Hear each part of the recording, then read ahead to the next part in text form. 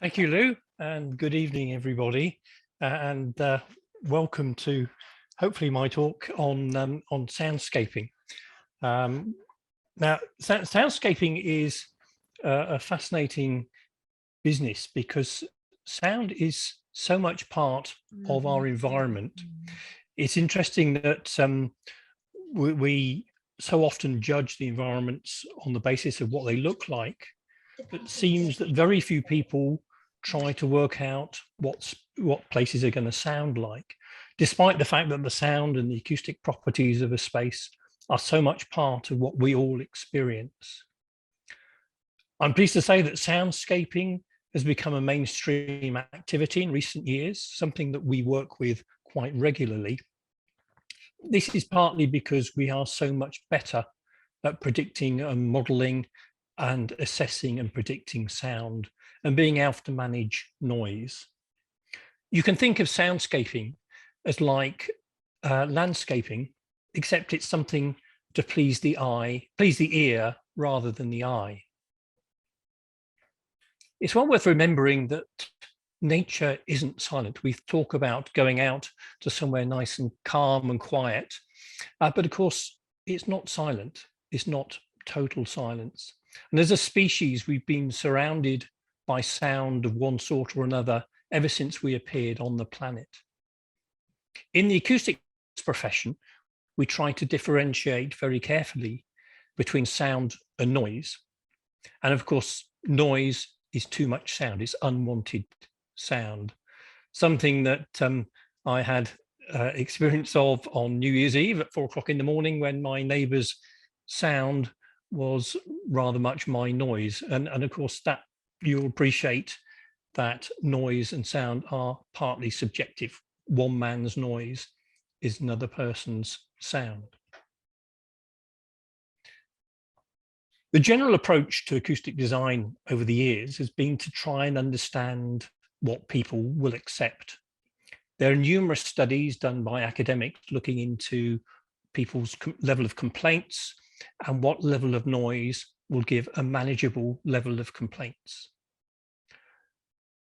Fortunately, in recent years, people have started to look more into what sounds nice, making sound a positive part of the environment rather than noise being something that we want to get rid of. Sound is something that we want to manage, we want to promote because it's a good thing. And it's worth remembering that sound quality inside buildings and outside in the built environment is something that affects the hearing impaired, as we've heard tonight, but it also greatly affects the visually impaired because the visually impaired navigate quite significantly using sound, and not having sound that they can manage is a really big problem. If you go out into the city, the sound that we all hear are vehicles, motor vehicles everywhere, and trains, of course, and occasionally aircraft.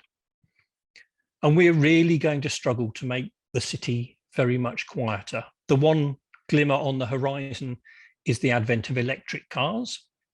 And when we've got to about 70% of electric vehicles on the roads, it might get a little bit quieter. But until we get to that point, we're not going to be able to successfully make cities quieter. But the good news is we could actually make them sound nicer. And that's what soundscaping is mostly about. How do we make things sound nicer? And there's lots of ways we can do it.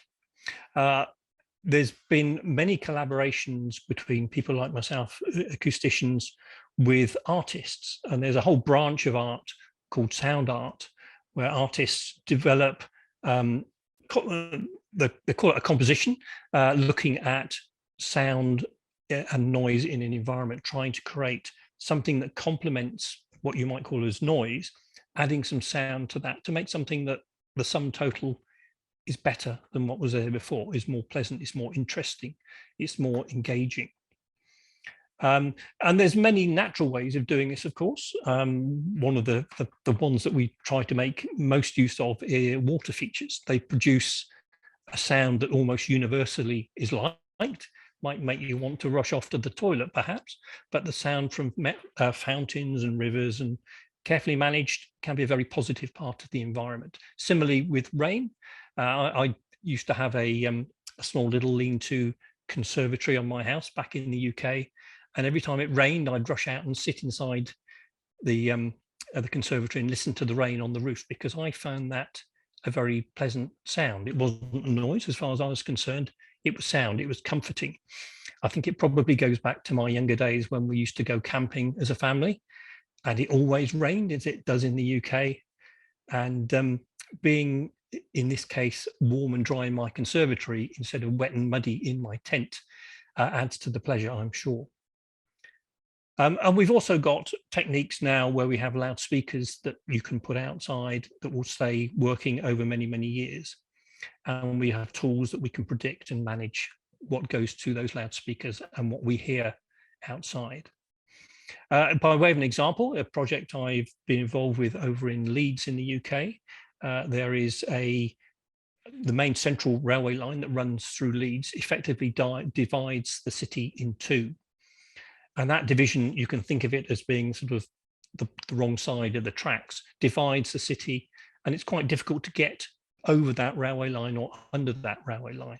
One of the key ways that you could do this was an archway that went under the railway line, and because it was near the station, it was really quite a long tunnel, and it was a very dark tunnel, and it was a very noisy tunnel, and it was a very dark, dimly lit place to be. And the idea was that maybe if we came at this holistically and looked at this passageway, we could come up with something that was a nicer place to be, at somewhere that people would actually travel through and link the two sides of the city together. So we worked very closely with an artist who developed a interesting piece of art that played different sounds into this tunnel. We also worked with an architect to develop some finishes on the walls to make the noise much, much quieter from the vehicles. And there was a lighting designer involved who developed a very interesting lighting display. So this place went from being a dark, dingy place that you really didn't want to go, certainly on a dark Friday night, into a place that was brightly lit. It was calm. It still had vehicles going through it, but the noise levels were much lower. And all of a sudden, this was a link that you'd actually want to go. You'd want to go between the two halves of the city and enjoy what was there to be enjoyed. There's lots of work going on here in Melbourne looking at soundscaping in terms of what noise levels we have in the street and what we can do to enhance and make the environment better. There's an interesting project that's been looking at noise from motorways and looking at introducing loudspeakers to effectively create partly a virtual noise wall. So by cancelling sound using some clever technology, similar to what goes into noise cancelling headphones, cancelling out the traffic noise, and it works sort of, not very well, but it's encouraging to see that they managed to get it to work. And then adding into that a component of sound art that takes the traffic noise but makes it more interesting. Instead of a buzz or a drone, it becomes something that actually has interest. And the outcomes of this experimental installation have really been quite positive. And there's a lot of interest in taking it to the next stage, to something that actually could get built and could get actually trialed. Indoors, there's a recognition that the sound in an office particularly affects people's productivity. People sit down and measure this, and it's a no-brainer really that something that needs to be carefully managed, partly to look at people's work efficiency, but also to look at privacy. Sound masking and sound control in offices is really quite common now, and it's getting a lot better. But the thing, unfortunately, that's getting worse, and Maxine alluded to it a bit earlier, is sound in social environments. What seems to have happened is there's a bit of a love affair with hard floors and hard ceilings, and that leads to this build-up of noise, which I'm sure you've all experienced, where you go have a meal and you end up with a full belly and a very sore throat because you've had to shout at people. And I'm on a personal campaign to try and improve things because we get to work with architects who design such venues. The other bit of progress that's happening is transportation buildings, which we do a lot of work on becoming better. My office is right next to Southern Cross Station, and unfortunately that's a very bad example, but there's many other places that my firm's been involved with where we look at improving the environment in some of these, particularly airports, so that it's calm, it's nicer for the passengers, it's certainly an awful lot nicer for the staff. And the calmness that you can get in a well-designed building means that people are calm, they get angry less frequently, particularly in those sort of stressful moments when there's delays, and everybody sort of benefits. So it's a really positive thing.